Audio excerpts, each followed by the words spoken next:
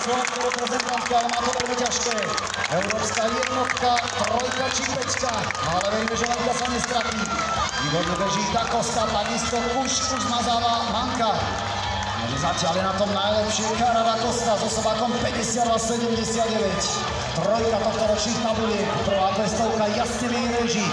Dá sa predpokladať, že teraz sa bude aj Anastázia Kuš doťahovať, ale po váhu tribunov nebudeme šetriť dlane ani pre našu Lenku Výberskú.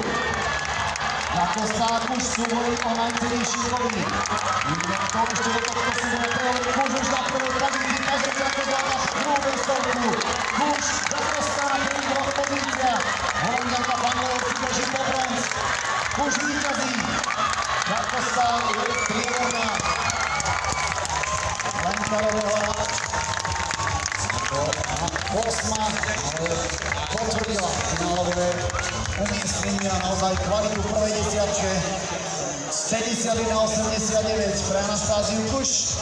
Cara Da Costa 52,60. New personal best for Cara Da Costa on the second position, 52,60.